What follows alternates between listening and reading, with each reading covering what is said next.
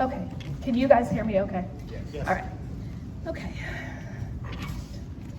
We want to thank you for joining us this evening, and we want to thank each of the candidates for their participation this evening and their willingness to serve their community. This event and the coverage we provide each week for the Green Valley community is made possible through the support of our advertisers and sustaining members. We appreciate their support of your local news. In the interest of time, this forum is intended to give the audience an overview of the candidates, and we do not expect to address every issue facing the city and our schools in depth. Readers were invited to submit questions for consideration beginning in February, and we've incorporated some of the more frequently asked questions in tonight's forum. Candidate profile interviews have been published for each of the aldermen and school board candidates who chose to participate, and a candidate Q&A for each set of candidates will be published in our March 23rd edition at greenvalleynews.com. We have set aside time at the conclusion of this forum for attendees to visit with candidates and ask any remaining questions you may have, and we encourage you to do so. Now for the ground rules. Candidates are reminded to focus on the issues and not resort to personal attacks or charges. Candidates may not interrupt one another. The audience is asked to please refrain from applause and other demonstrations of support or non-support of a candidate. We ask that you silence all devices and limit side conversations so that everyone may hear what is being discussed. Thank you. And we will begin with our Board of Aldermen candidates.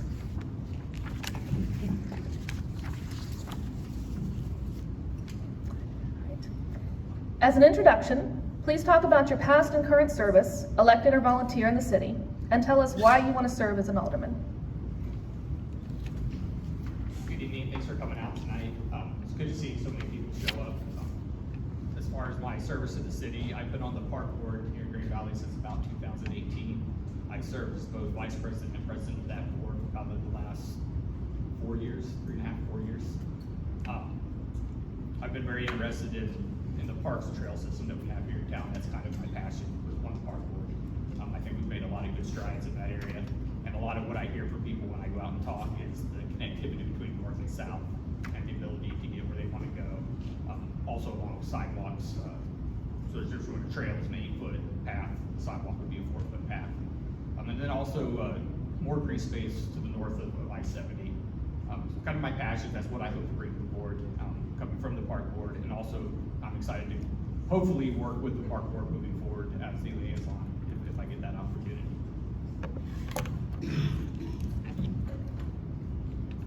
Hello, I'm Darren Mills. I'm the current alderman for Ward 2. Prior to running 2 years ago, I was very active with the Green Valley VIPS, which is Volunteer and Police Service. I did hold the position as president of the VIPS for a while, up until the time that I was elected as alderman. I chose to become an alderman, or ran 2 years ago to become an alderman. I just want to make a change, a little bit of a difference in the city that I live in. I work in Green Valley, my wife works in Green Valley. I think in the last 2 years we've done a lot of changes for Green Valley, a lot of good. We're working on downtown. Thursday, the groundbreaking for the police station.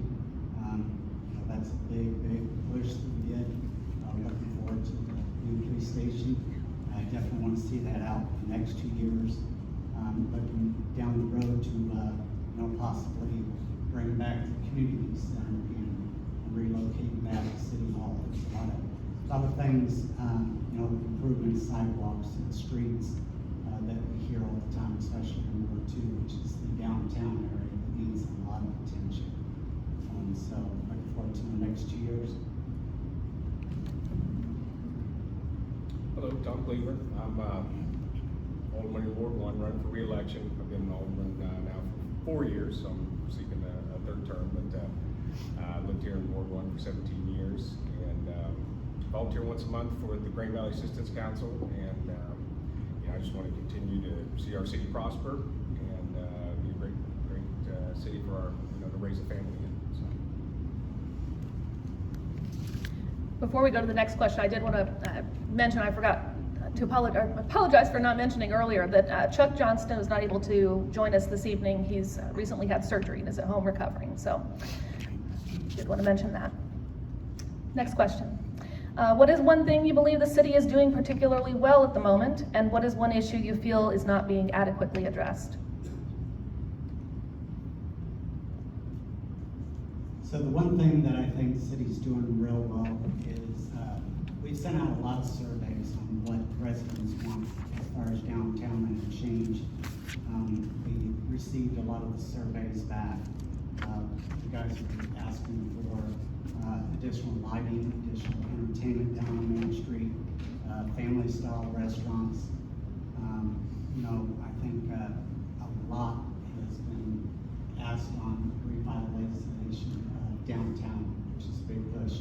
I think what we need to do more, what everybody's hearing, is street repairs and sidewalks. That's a very long, laid out 5-year plan.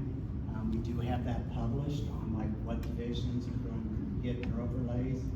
So you may think that we have forgotten different areas and different wards, but we haven't. If you guys can just get online, you'll see our 5-year plan that we have for the street improvements. I think we've been doing well over the last few years with the budget and with budgeting for the street repairs, continuing that. Obviously, we've attracted some new business. What we haven't got yet is that other nice sit-down restaurant that everybody talks about, but we're working towards that. I think we've been positioning ourselves well for the future, the infrastructure and budgeting, and now with the new police station coming in, I think we're moving forward with that. So. Having not yet been an alderman, I don't want to disparage anybody so much. No, I think the city's doing well. The growth that we've seen over the past probably 5-6 years has been tremendous. The stuff north of the highway going in. I would like to see a little bit on the other side to kind of balance that out. I don't want to keep harping back on trails or connectivity, but I-70 is such a divider for our town. I think we really need to figure out how to make that either work for us or for how to work around that.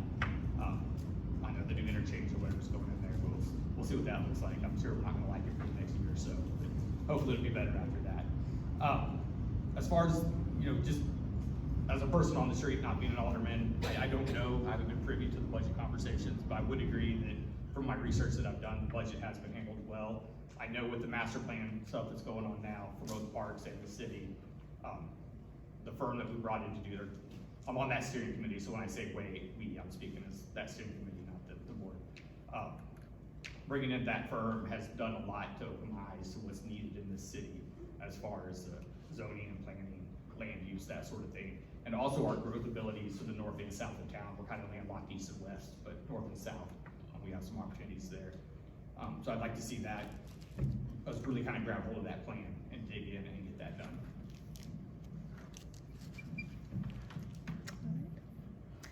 As you talk with residents in your ward, what concern is most expressed, and how do you intend to work with the board to address this concern? The most concerns? It's typically streets is what you hear. Obviously, we're addressing those with the budget and with the 5-year plan we have. Taxes, everybody thinks that, we have higher taxes, but so we're trying to, bring in more business, to help offset that. And then single affordable housing, I hear about, and then it's probably the 3 most things that I hear about.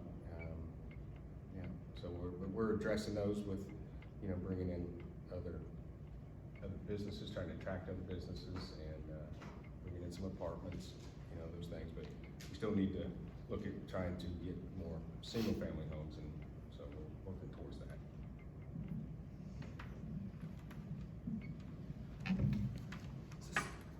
Like I said earlier, speaking with people in Ward 3 that I've been out walking around talking to people, again, the connectivity issue, the lack of parks, the lack of green space, and infrastructure issues to the north. Most of that is newer. I know there's some areas that are lacking sidewalks. I've had a lot of people ask about that. Really, that and not so much the housing that I've talked to on my side.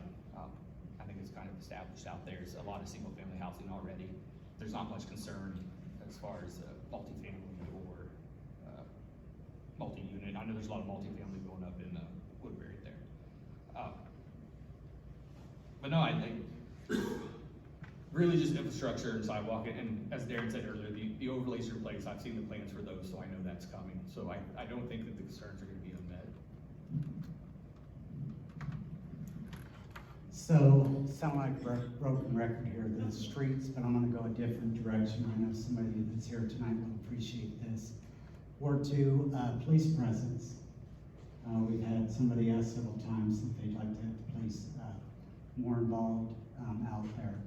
I know that has happened with me being a past president of VIPS. I personally am very excited about the new chief of police, Chief Turner. I think he's a great guy.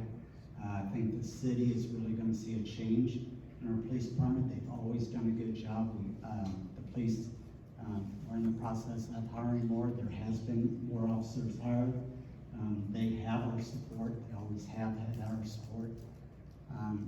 So between the police and the streets, usually that's our two biggest issues that I see. The phrase smart growth comes up often when discussions around business growth and housing are talked about in the city. What does smart growth look like to you in terms of the types of businesses and housing that should be a priority for Green Valley? How can the Board of Aldermen facilitate these types of development in the city? So this is kind of a touchy subject with a lot of people as far as what type of housing we bring into town. Whether there's any real fact behind if any type of housing brings any other certain elements is not proven. So I'm all for bringing in more multifamily, more multi-unit for the tax density. I think the city needs that to grow. There's a young, even my age and younger professionals that don't want to own houses. They want to rent apartments. That's the lifestyle they want. They work in the city, they work from home. They don't want to mow a yard.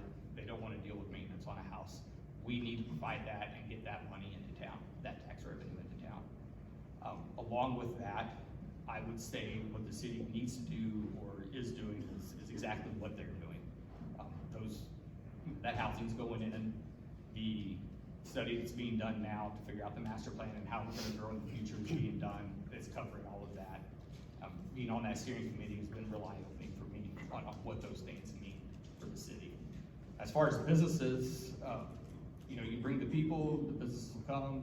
You bring the businesses, the people will come. It's kind of a chicken and egg sort of thing. So you've got to strike that balance, and I think that's what we're looking towards doing. So multifamily, a year ago, Grand Valley had a 97% occupancy. So therefore, there was only 3% of Grand Valley that was for sale for rent. The reason why I personally voted for another apartment complex, another multifamily to come out here, is I look at Grand Valley as growing. I have a 23-year-old son, so we have graduates from Grand Valley that we'd love to retain and keep in our city. And the way we're going to keep them in our city, unless we want to keep them all in our homes till they're 40 or whatever, which I don't, is to have them move out into affordable housing. Where you're going to get that is apartments. I think almost everybody here probably at one point in time started off in an apartment. We want to keep these young kids in our city. We want to have people like Joe Pittman that opens up Joe Schmoes that graduates from Grand Valley who's living out here. We need to have some more apartments. Now granted, I think we're close to where we need to be as far as apartments, but there probably needs to be a few more multifamily, to have the younger generation who is going to be the next generation in the city to have affordable housing until they can get that first home. We all know the price of homes have skyrocketed. Several people have taken advantage and sold and bought another home, but houses have just skyrocketed, just like the same with automobiles. As far as businesses, we have Culver's County. That's going to get a lot of people to work here. A little competition for Joe Schmoes is standing alone in Starbucks. I'd love to get Minsky's, they were on the table for a while there, try to get them back here.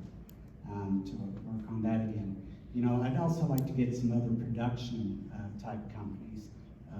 You know, definitely don't need any more RV dealerships out there. That's a question that you have since I work at one. You know, we need to get some kind of manufacturing where we can get some employment out here and keep people out here. As we can get the answer last, it's kind of, I gotta echo a lot of what's just already been said, you know, you know, the departments, you know, we need more manufacturing type if we can. I think Darren kind of hit basically my thoughts on what we're doing and what we're seeing, you know, for smart growth and smart business coming into town, so I won't elaborate. Final question. Each of you have been interviewed by me. I know that one of my last questions is generally, is there anything that I haven't asked you that you'd like to share? So, what question did I not ask that I should have, and what is your answer? Oh, great, we're starting.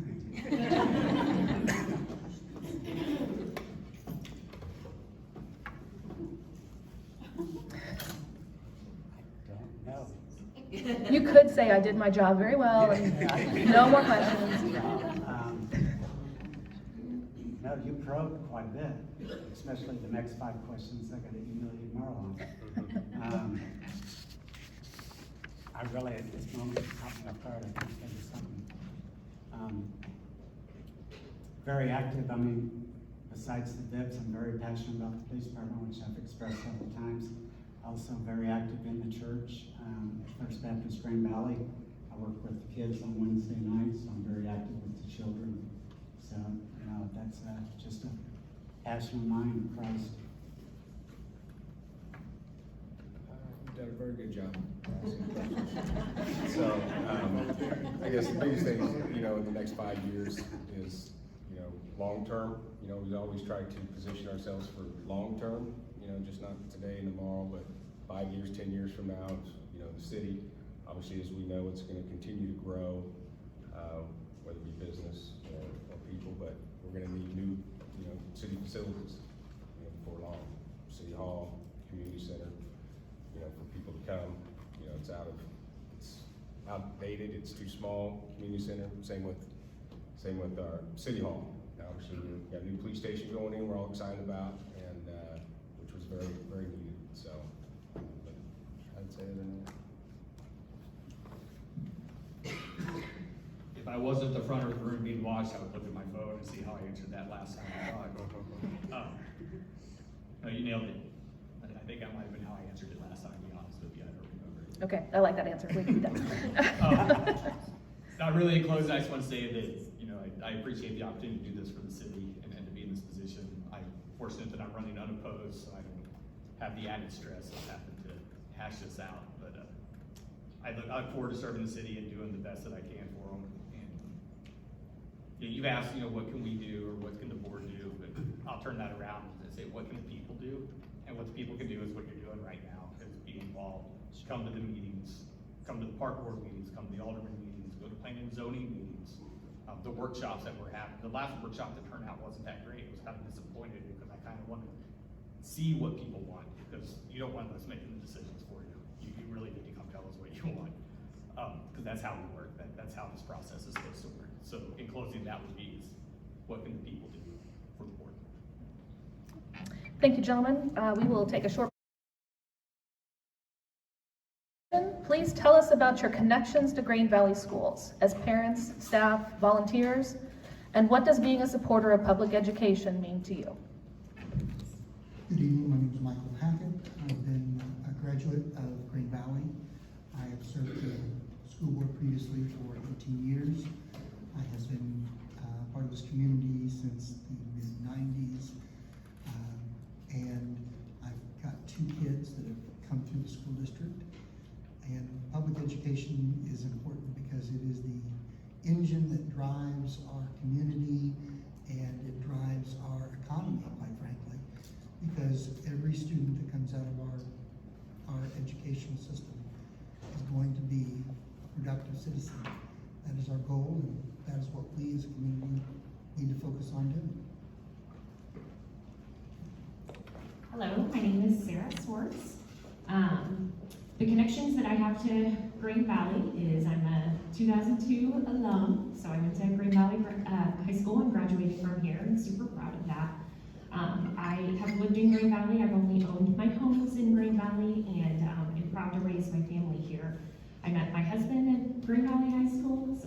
My life has really been Green Valley because of all the different things that it's been able to provide me and my family. Due to the positive experience that I've had, I've always wanted to be active in the community and in the schools, and so I am on our HOA board for our neighborhood association. I am a part of the PTA at Snibar Elementary. I was part of the steering committee that discussed the big rocks for the foundation of the schools that we have put into place that requires the parent involvement and community feedback from that. I have attended the listening sessions after and that were held over the summer this past year, and continue to be involved in the different programs that Green Valley offers through the Parks and Recs department and the different high school programs that are offered for the youth in those ways. Good evening. My name is Dr. Julie Taylor. And we moved to Green Valley specifically for the schools, and so we do have a graduate of the Green Valley Schools from 2018, and we are very thankful for the education and the experiences that she had within the district. My connections with Green Valley as well is I was an English teacher for 7 years. In that time, I was also the cheer coach of our amazing Eagle cheer team that I think are, 17 state time champions now? Yeah. So I was very blessed to be a part of that era. I also was very active in the National Honor Society, which does all of the community, world, school, and community projects that you see going on in our district. I also was part of our building leadership team, ensuring that the education and what was going on in our building was being what was best for our students. I also, like Sarah, attended the Big Rocks meetings that we had, as well as the listening sessions. And then I'm interested in running for school board because I love this district. It has blessed me with the ability to learn so much from parents and students and teachers, and I just want to be a part of such an amazing district and watch them continue to grow in our society. So that is my connections.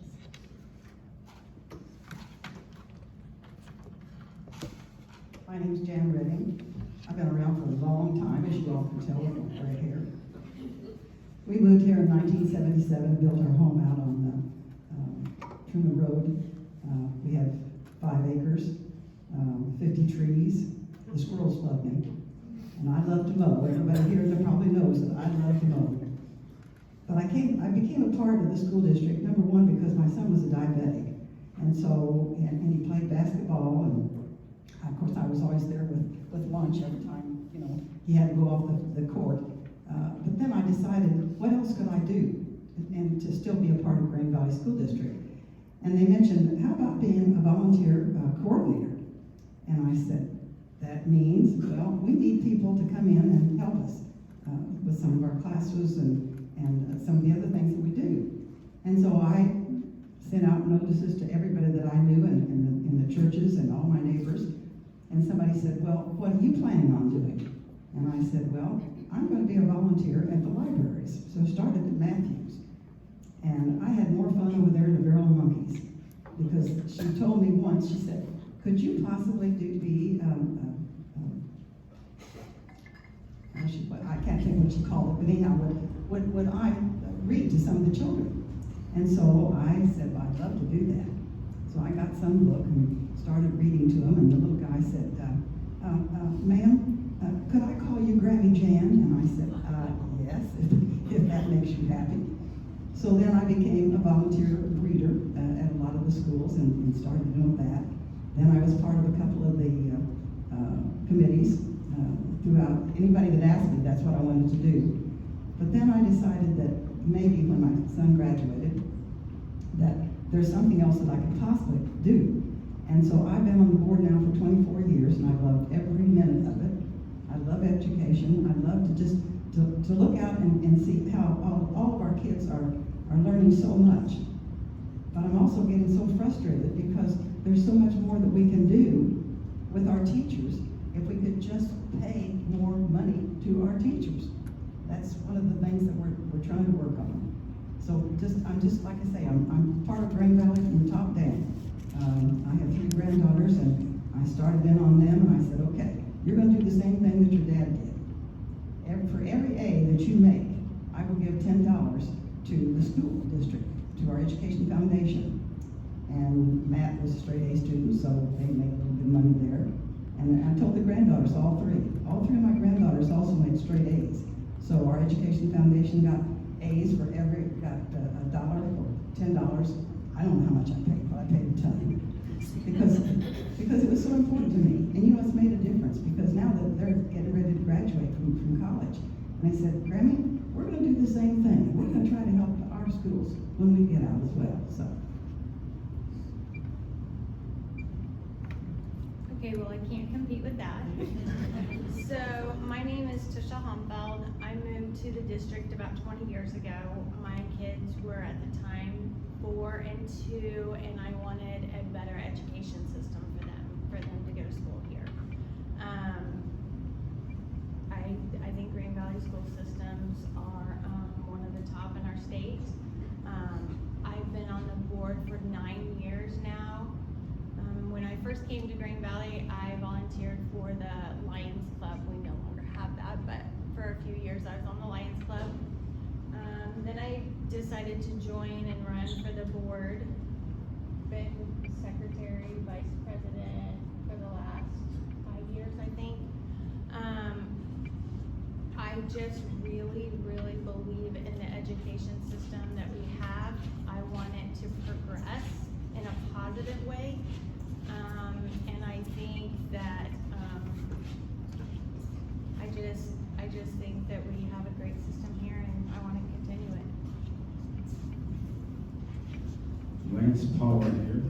My wife and I moved to Green Valley 12 years ago. Right at 12 years ago, we fell in love with the community. I was over in Overland Park, Kansas for about 13 years. Family and friends here in Green Valley. So we fell in love with the community. We moved here with 0 kids. We now have 5 kids. So we are calling Green Valley home. We have firmly planted our roots here in Green Valley. We currently own and operate a couple businesses that are based out of Green Valley. And we still love the community. As far as, you know, what I see, I think, you know, the why behind it, I am not an educator. I have not served in the district. As far as teaching goes, there are different levels, varying levels of leadership, and so I want to thank everybody up here that has. But I believe I would bring a fresh mindset to the board, maybe an outward perspective for some of the inward concerns that I'm hearing and seeing from teachers, staff, and many parents in the district. So all in all, Green Valley is a great community.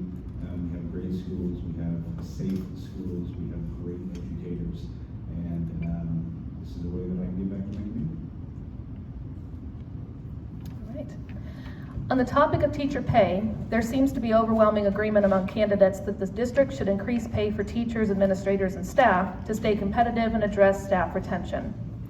What other steps, besides addressing pay, can the board take to maintain an environment in which teachers and staff choose to stay in the district and in education? Additionally, would you support a levy increase to address pay issues and additional staffing for the district? So for the first part of that question of what else can we do besides give more pay, is there's a lot of different ways to be intuitive about that response. But all of us know, because all of us work, that people don't leave jobs, they leave their bosses. So if you feel appreciated, if you feel noticed, if you feel worthy, and if you feel supported in the job you are doing, you will continue to do the best job possible. So if we can, as a board, continue to support our teachers through all of the things that they are doing for our children, that we know that we can create a culture that is supportive of those people in those situations. The other thing is there's ways to be creative to address staff needs. There are things that you can do to offer to look outside the box to be able to find those situations that do exist. And then am I in support of a levy increase to increase teacher pay? Absolutely.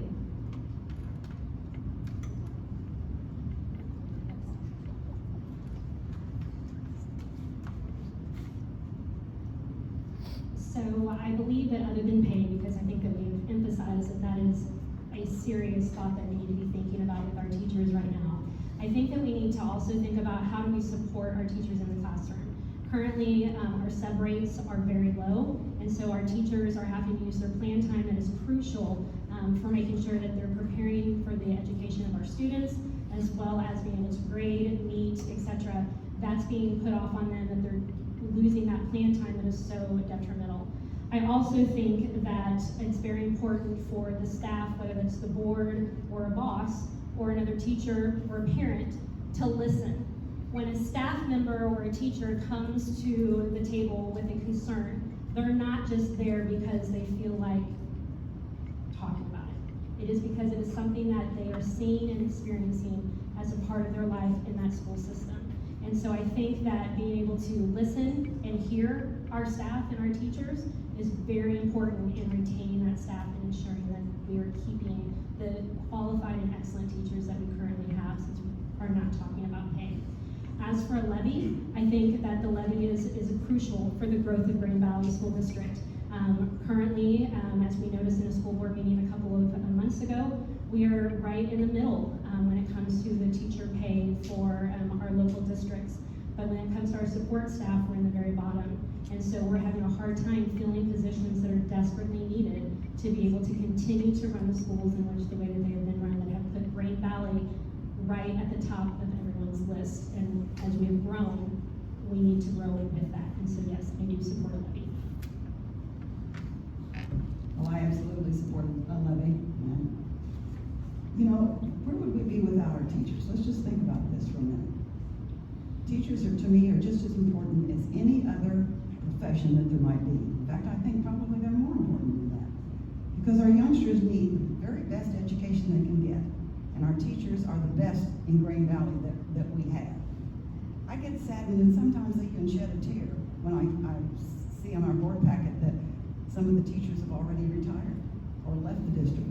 I'm talking not only teachers, I'm talking about our entire staff, our cleaning staff, our maintenance staff. They all need to have a raise, but how are we going to get it? We're going to get it through a levy. And I think that all of us, if we get out and campaign wherever we go, I have the advantage, because I'm a senior citizen, of going to the senior citizen luncheons. And I think everybody there knows me, because I make a trip every time we have a senior citizen luncheon to go around to all of the tables and just simply say, how's it been? How are things going? Are you having any problems? Are you having any troubles? Oh, by the way, we're going to have, probably one of these days, a tax levy. Would you actually support that for our teachers? Well, by the time I got through twisting arms and convincing them all, they all said yes, because they said, you know what? Some of them used to be a teacher, but some of them, the majority of them, had children. So they knew that they wanted their children to be the best education they could get. And where's it going to be? It's from the very best teachers. And we in Green Valley have the very best teachers, I kid you not. Because I had the opportunity to work in some of the libraries and some of the other places. And I could listen. In fact, I almost sat down once and didn't work because I was so excited about the way the teacher was teaching and the way that the kids were just couldn't take their eyes off the teacher because they were so enthused about what they were learning. So yes, we need to pass a levy in Green Valley. And all of us that are sitting here should go out and go talk to our neighbors and say, I know that money is tough, and I know the expenses are there, but we've got to help our schools, and we've got to help it through our teachers.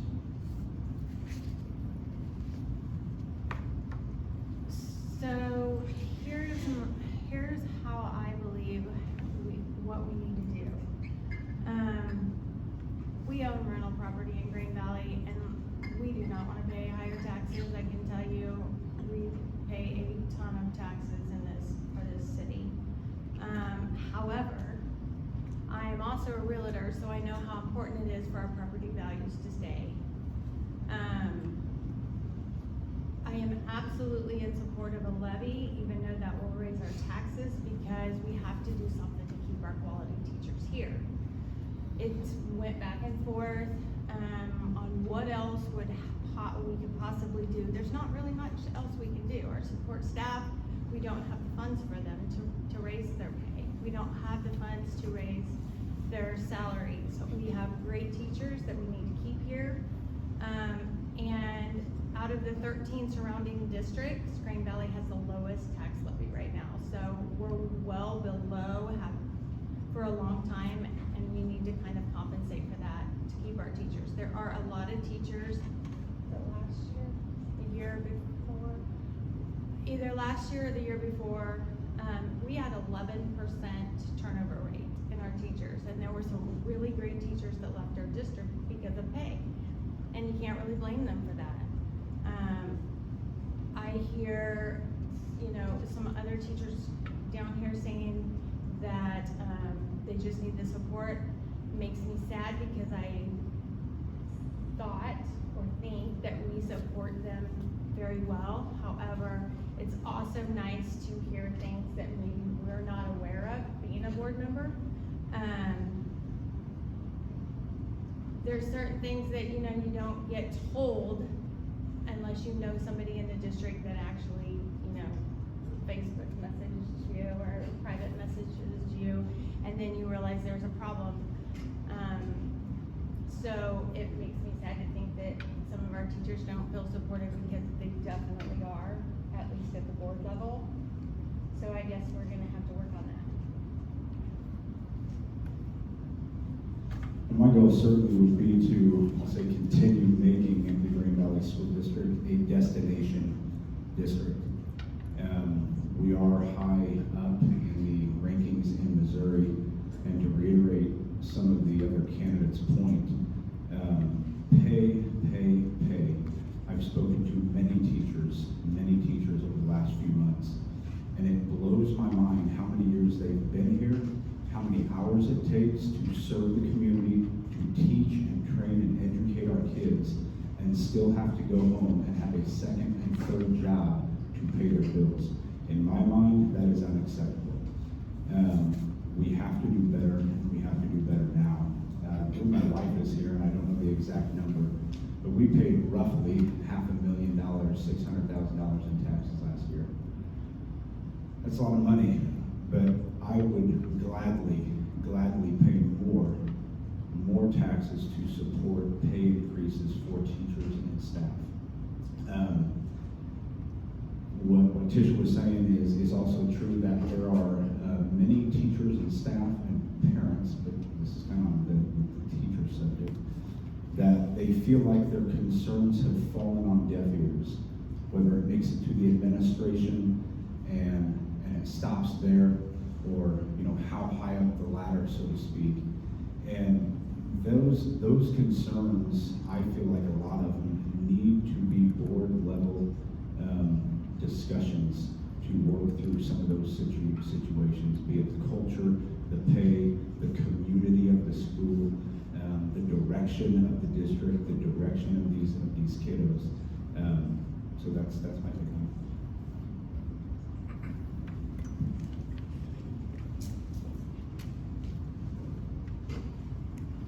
Thank you, Mike.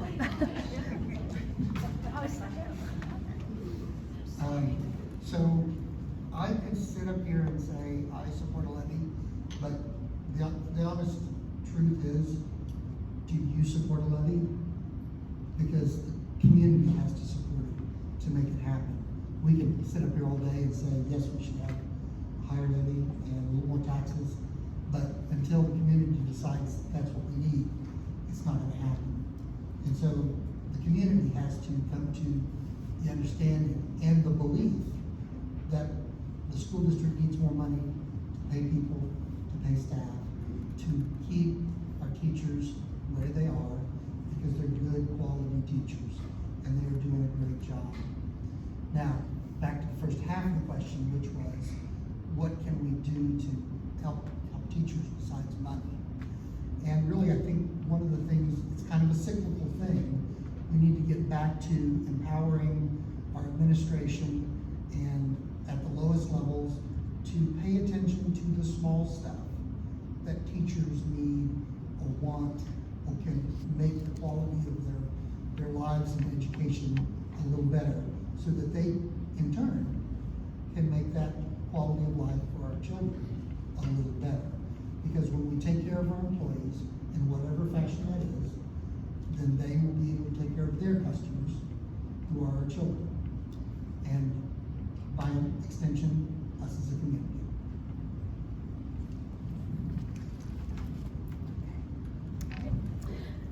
Do you support school choice efforts at the state level, including the Public School Open Enrollment Act, which would enable students to attend school in a non-resident school district or charter school? How do you view the issue of school choice impacting Green Valley schools and its students? So when I was younger, my parents actually opted for a private school education up until the 4th grade. And at that time, when I hit 4th grade and my siblings hit high school, they decided that they needed to move us to public school to be able to ensure that we were getting all of the benefits that were going to make us successful as we moved out to college or into a job, etc. And so for me, I am just thankful for the ability to be able to say that I am public school educated, that my daughter is public school educated, and that I've been able to spend over 20 years in the public school system, because I think it is so crucial in allowing our students to see all of the things that they need to see to be successful. We talk about this diverse society and our diverse community, being able to see all aspects that maybe that a student doesn't get to see in a private school is super important. With that, I feel that it is a parent's choice. If a parent is choosing to move their student to another school district or to homeschool or private school, whatever that looks like for them, that is a parent's choice. And so for me, it comes down to the fact that I am concerned about what that will look like if there is a exodus of some of our staff or some of our students, our parents as they pull that out, and what that looks like for public education. Because if the funds are going other places, they're not here in Green Valley where they need to be.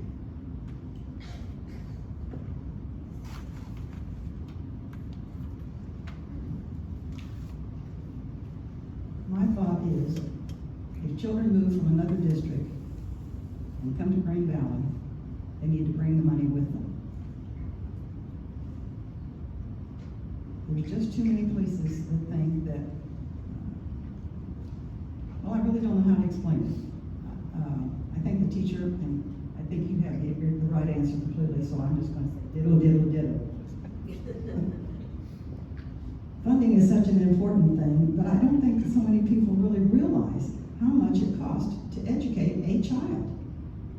And if everybody in the area, no matter what school they come from, realize that, and the question would be, if they're going to leave a private school or whatever, then they should find out how much money they've spent in that private school to educate their child, and then how much are you going to plan to bring, or how much would it cost you to be here in Green Valley? If it's going to be a lot less, then that's different. But if it's going to be a lot more, then like I say, bring your money with you. That probably didn't make any sense, but thanks for being here. So I'm not a big fan of the school choice. I believe that if the funding is a big, huge issue for me. Here's an example, and these numbers I'm just making up, but because I don't know the exact numbers, but I'm just going to give you an example. So when we had the whole COVID issue and the state was giving out districts COVID money, the relief, we do not have a huge percentage of low-income housing. Therefore, our funding is very, very low. I'm just gonna shoot it out there, like Oak Grove may have got from the state $10 million maybe, we got 2. So Raytown got like 18 million. So therefore, then we've seen a high percentage of our bus drivers that left Green Valley and went to Raytown, because we pay, just for instance, we pay $14 an hour. Well, since Raytown got that big, huge amount of money, they now were paying $18.50. for bus drivers. So it's kind of a catch-22 on that. I just think school choice, we would see a lot of funds that we probably deserve to have and not receive, but we would still have to be educating all the kids. So yes, I do support every parent's decision on where and how to educate their children. That certainly is the parent's right. As far as open enrollment goes, I believe there's a number of states that currently offer open enrollment, and I believe it caps at about 3% of the student population, which in our district I think is about 140, 150 students. And I believe the focus should be, instead of do you support open enrollment and do you support school choice, I think the focus should be, if we are that destination district, then we won't have a mass exodus of kids. Again, it's an open enrollment, but I don't believe 150 kids in the school district would just leave. And if that happened, we might want to take a little closer internal look at the culture of the schools, our community, the teachers, benefits, all those things. So that all kind of plays together. But like I said, the focus should be, how can we make our schools better? So if somebody supports or doesn't support open enrollment, it doesn't matter. We're keeping our kids here, we're keeping our families here. And I do agree with Jan that if somebody from another district is coming in and we are educating their student or children, well, of course the money should follow. That's how we pay our staff to educate these kids.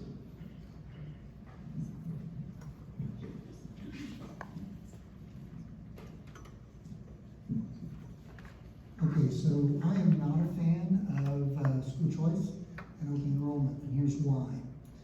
The money doesn't flow properly yet. If you take the money you're given and go somewhere else, they're gonna spend more money than you give them. So if students come to Green Valley because we're a destination, then they're gonna give us less money than we're gonna spend on that student. And that math doesn't work. I don't have to have a degree in calculus to understand that we can't spend more than we're making. And so that still hasn't been worked out. And currently, the existing programs in the state really are not at all helpful to public schools. And the state is built on the idea enshrined in our Constitution that we believe strongly that every student should be educated in this state, because an educated student becomes a productive citizen of the state, and they become productive people in our community. And that's what we really need to focus on, is taking care of our kids here. And if we have kids coming our way for whatever reason, we want to take care of them with the same level of enthusiasm that we do any other student that's here. And you have to follow the money, and the money is not going to flow to meet those needs. So that then becomes a problem for us as a community, that we're now having to spend more money on folks who aren't paying taxes here. I am also not a fan of school choice. Last year, we were experiencing kindergarten enrollment right now, and that's when we are trying to get the news out. Hey parents, let us know your kids are coming. Let us know your kids are coming, because then we can properly plan for that. At Snydar last year, we had a very low kindergarten enrollment, and that was shared with us. And so we had 4 kindergarten teachers, and there was a possibility that 2 weeks prior to school starting, one of those teachers there was a possibility, this didn't end up happening, but that they would need to be moved to Prairie Branch, because Prairie Branch had larger class sizes, they had more kids enrolled in that school, and that was something that they were facing. And up until we didn't know if that teacher was going to be teaching kindergarten or 1st or 2nd grade or 3rd grade, or wherever would make the most sense to help out that school. When school choice is involved, that does not give us as a district the time and effort to appropriately plan for that. That is a big swing, and something we have always prided ourselves on is not having trailers. I've heard Jan say that before for a long time. That we, right, like that has been something we have talked about for a long time. That we plan appropriately for our schools, and we are able to do so with the community we have in mind, with the people that are voting for those choices, with the people in the stakeholders in that conversation. And I believe that that should be the way that it stays.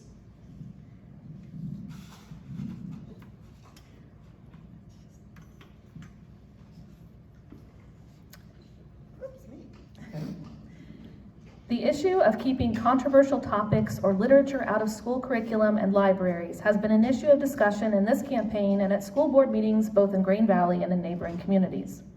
In your view, how is this issue best addressed as a school board? Do you make a distinction between curriculum material that is required, recommended, or merely available to a student? I guess I'm one of those kind of people that if a teacher is going to be teaching in a classroom, then that teacher is the one that can make up the curriculum, because she knows what she's going to teach. She knows what all's involved. I really don't know that much about the conversation, but my concern is always with the teacher and the kind of lessons that are being taught in the classroom. Controversial is one thing. People should know better than that. Their parents should know better than that. I'm probably not making any sense because I'm really not understanding the question.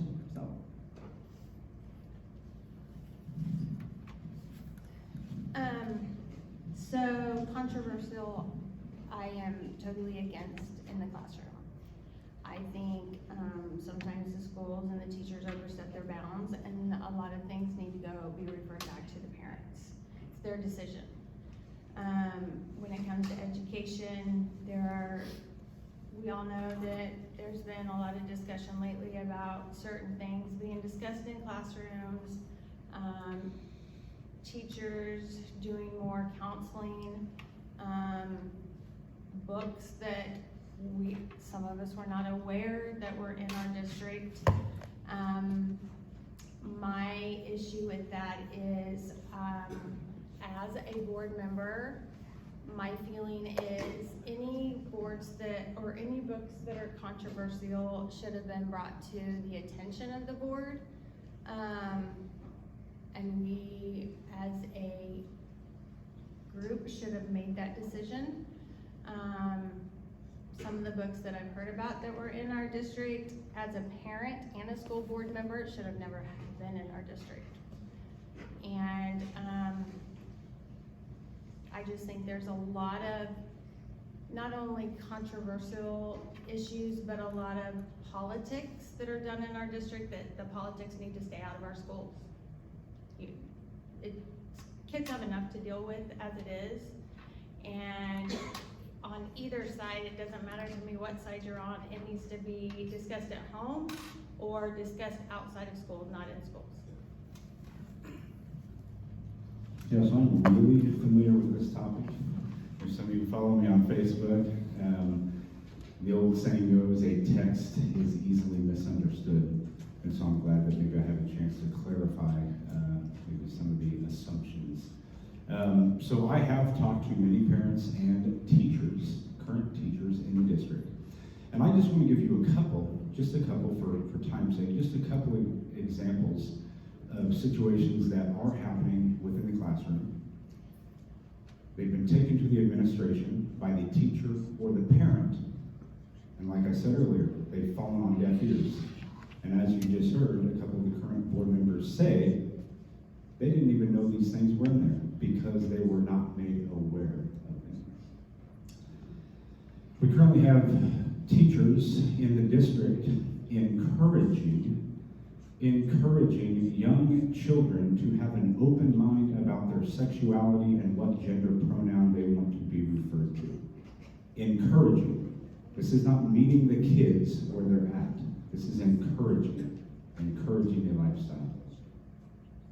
We have teachers that are advocating for abortion because if you have a special, or if you have a baby, that baby might turn out to be special needs, and require special education, costing you over $1 million.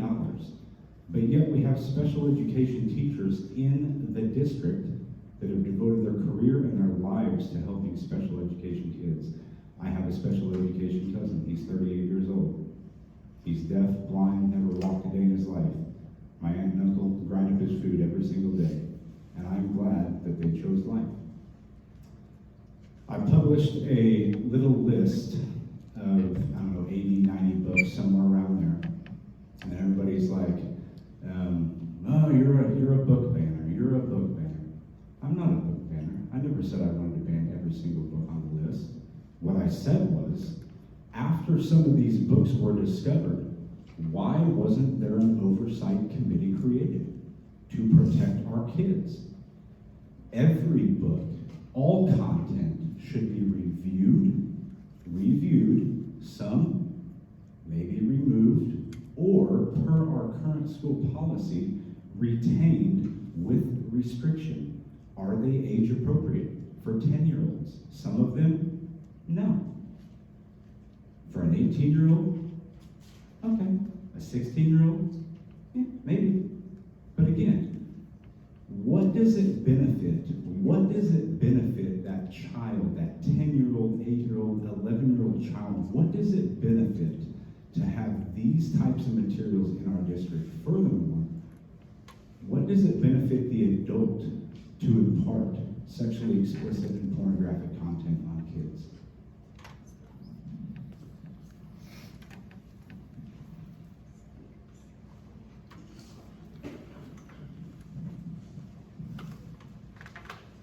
Oh boy, the live topic has arrived. So my answer is that I, as a parent, do not want to abdicate my responsibility to guide my children in what they read and believe. And I don't want to abdicate that to the school board. I don't want to abdicate that to the administration. I want to be in control of that. I don't want someone else deciding what my child should or shouldn't be exposed to. That's my decision, and that is what we as parents need to focus on. I believe that our school system should review these books at the lowest possible level to determine if they have value in the curriculum and being available to our children. And I would be remiss if I said I don't think any of these things should ever rise to the school board. They should be dealt with at the building and district level far before they get to the school board. This should never be a topic that ever comes to us, because we as parents need to be involved in what our children are doing. That means that we have to make time every night to have a conversation with the child to find out what happened in school today. What are you doing in class? What sorts of things have you been talking about? And we have to have that conversation every single day. And we need to remember that we're still part of our children's education. We didn't abdicate it when we put them on the bus in the morning. We didn't say, oh, I'm done. I've done my job. I've paid my taxes. No, we're still very much a part of that. And so I believe that while there is a place and time for various materials, I think we as parents need to be individually responsible with our children and taking care of the business of raising our children that way, so that we can help them decide what is good for them. And I'm not going to decide what's good for my neighbor's child, because that may not be the same as what's good for my child. But I will want to make sure that we are using things that are approved in our curriculum, and the board does see every piece of the curriculum that is approved. Now, I will also tell you, looking through that curriculum is a long and daunting task, because we'll get 4 or 5 of them at a time, and you have to drill down every single piece of information and read every single thing for an entire year, because that's what you're getting. You're getting the curriculum for a class for the entire year. And it needs to be something that the board spends more time on.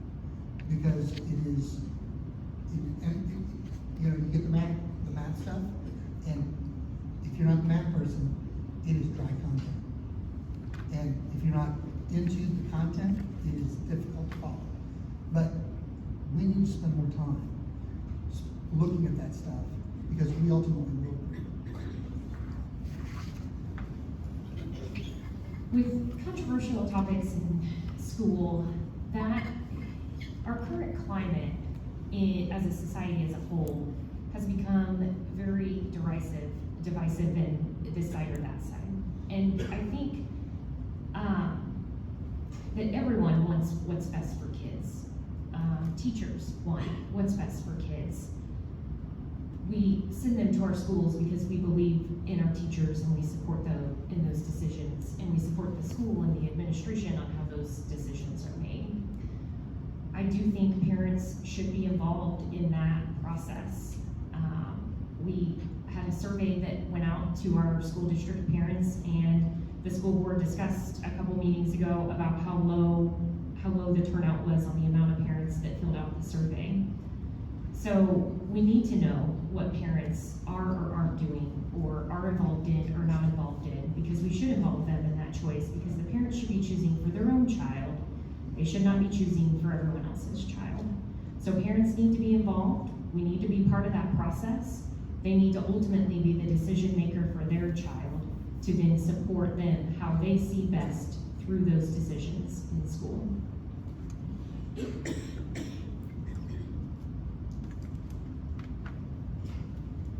So when it comes to controversial topics in the classroom, first I would like to emphasize that all of the books and the resources are put into the curriculum. That curriculum is built by teachers who are experts in their field. They have master's degrees in what, as we look at all of the districts, like, it's not that we just look at what does Great Valley mean. We look at what are the other districts, how are those state standards being taught, what are they teaching, what books, what resources are coming into play. And so I think that's important for us to note. I do feel that parents should absolutely play a part in what that looks like. We do invite you to curriculum nights. We allow any option of the curriculum that you would like to see is open. The school board sees it, our administrators see it, and so it's not just this is what it is and this is how it's going to be. You as a parent have every right to look at that and voice your concerns. What is right for your student is not right for all students, and I think that's what we have to keep in mind. And Michael, you hit that kind of right on the nail on the head of thinking about that, is that as a parent, those are conversations that I have at home. Those are not conversations that need to be addressed or being told by someone else how it should be taught or how my child should be thinking. The other thing that we need to think about is the ban book, or the pulling the books out. I would like to address our actual school board policy, as we have seen little snippets of information come from different books. And it says that the book must be judged as a whole, taking into account the purpose of the material rather than individual and isolated expressions or incidents of the work.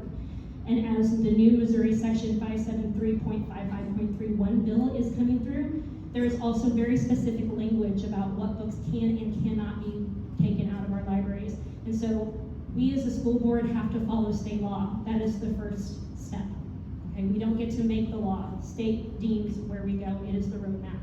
The other part that we need to keep in mind that it is parents' choice, and parents can choose what their students read or do not read. And if there is an ability for us to try to hook our Power School or Destiny Library up to parent emails so that parents are actually getting the information of what books are being checked out, that once again goes back to having conversations at home. Why this book? Why did you choose this? Those type of things. But it is about parents being involved. It is about parents knowing what is there and being a part of this conversation, as well as understanding what board policy is, as well as our state law. Okay, I'm going to steal from the previous set of questions. Your last question. What question did you want us to ask that we did not? What is your answer to that question?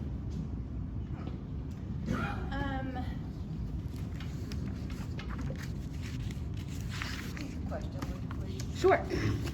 The question is, what question did you want us to ask that we did not? What is your answer? So probably I would say a question question that wasn't asked is, what do I want to accomplish if I am elected for my next term? Couple of things. One, and we've been doing a really good job of this, but I want to, ultimately, my goal is to have enough dual credits to where a senior could graduate with an associate's degree. I think other districts are doing it. Part of our problem is, again, comes down to money, but I think we can figure out ways to, we do CTC with other schools right now. I think we can kind of do that with our dual credits as well. So we got, when my kids were in high school, 2017, 2019 is when they graduated, but there was maybe only 1 or 2 different dual credits that they could earn. Now I think we're up to possibly 13 different classes, and I think that we just need to do a little bit better on that, and that's one of my things I would really like to focus on. Second thing would probably be, well, I'm really excited about our high school and all the infrastructure that's going on. One of the things we are, again, which I probably shouldn't say this, I don't think it was a secret, but our north side is just getting full with kids in elementary schools, and their class sizes are getting bigger. We really want to keep those class sizes down. One, it's less stressful on the teacher, makes a better teacher. And two, my opinion is, I think before we go and redistrict again for the north side, and just to be clear, the north side always is going to get fuller because south side has too much floodplain areas, so a lot more housings are going north side.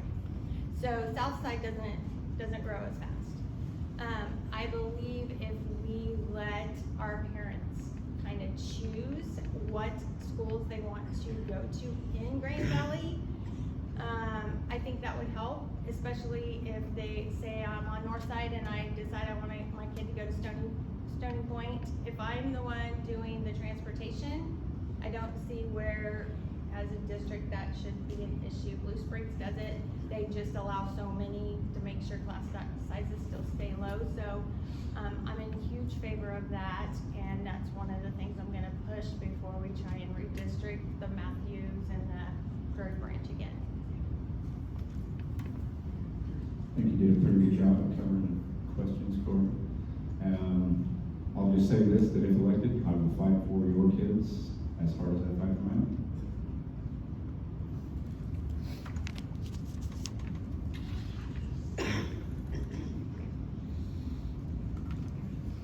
I think the question I would have wanted to ask was, what is the most important thing that could happen that would improve the schools? And I believe, without a doubt, the most single important thing that can happen to improve our schools is that we can see our community involvement grow exponentially. If we had parents, PTA meetings with standing remotely, that would be a huge shot in the arm for teachers. If we had community engagement, when we had steering committees and we had to turn people away and put them on wait lists, that would be a huge boost to the school district. If we had opportunities for the community to be involved, and we had to say, we got to move to a bigger venue because the fire marshal is going to kick us out. We need, because if we support our schools like that, that will improve things in so many ways and keep the community involved, keep them informed, because you were there to hear it firsthand.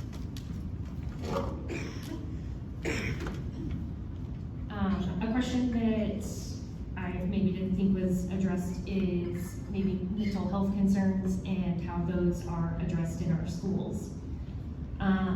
We currently have one school social worker for the entire school district.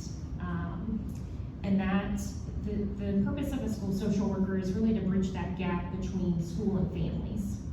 So for our families, I think our free and reduced numbers are probably underreported because people may not fill out the paperwork or not know how or know that it's available or might be embarrassed to do so.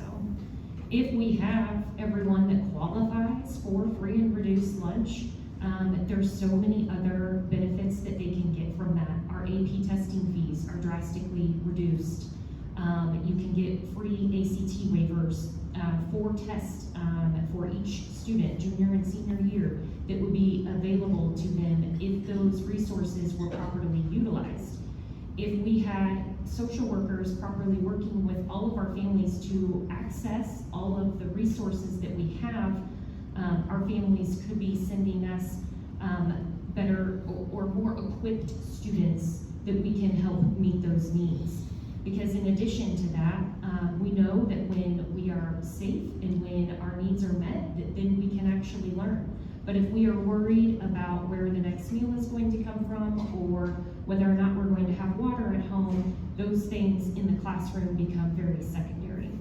The other part of that is if we are able to appropriately address the mental health concerns, because we know that we're seeing increasing numbers in mental health concerns, not just in our schools, but with all people. And we've seen that number increase. The district recently put a position for a 504 coordinator to help address those needs, so that takes that out of the school counselor's hands. When we take some of the paperwork and administrative things out of our school counselor hands, that allows them to do a job that then takes more appropriately. Our school counselors are not guidance counselors. It wasn't like when we were in school where you had to be a teacher first and then move on to that. School counselors are counselors that are choosing to practice in a school setting. So they could be practicing in a community mental health area and they are choosing to practice in schools. Our school counselors should be able to run groups. They should be able to be in classrooms. I know in our elementaries that they constantly receive those lessons. Those should continue through middle and high school. But the needs of students start to become more emergent in that middle and high school level to where our school counselors aren't able to appropriately address the caseload that they carry. And so that's something that I think we can continue to improve upon, is how we're addressing our mental health needs and how we can utilize our school counselors and school social workers to work with our families, to work with our students, so that they can be in a better, sound place to learn once they're in the classroom. Well, Corey, I actually didn't get to interview with you. I was interviewed by a former student that you had on staff, and so I was very thankful that he reached out over Christmas break, and that was his passion, was to make sure that he had that interview with me. I would say that there are a couple of things that have already been mentioned. I definitely think the idea of what we need to do to help our students with their mental health, that idea that there is only one social worker for the entire, every elementary school, every middle school, that is too much for one person to handle on their own. And so I think that's very important. I think we need to continue to support our teachers in learning about trauma-informed schools and ways to best deal and help our students when they are mentally struggling. I think a question that Tish had said was, what do I hope to accomplish? And I would hope that I am able to be transparent with the community. I'm still very active, even though I'm not in the school district anymore, with the schools and making sure that I'm present and seeing and speaking with parents and community members. I also want to make sure that we do have, as Tish said, opening our students up to more real-world learning experiences and college experiences, whether that be AP or dual credit. I think that there is some excellent programs out there that we are unaware of, that other school districts are branching out, like real-world learning, that allows us to partner with our community members to allow our students to get hired directly out of high school, so that we see that it's not just either college bound, but they can also go trade. I think that the other part that I really would like to accomplish, if elected, would be teacher pay and benefits. I want our teachers to be paid what they are worth, and although sometimes that is immeasurable for the things that they do, I think it's very important to be addressed. Staffing is the other issue that I would like to see addressed within the school board if elected, just because as our teachers are having to be custodians and other people are having to step in to serve lunch, we need to figure out where is that bridge, how do we get people to come to our district and pay them what they deserve.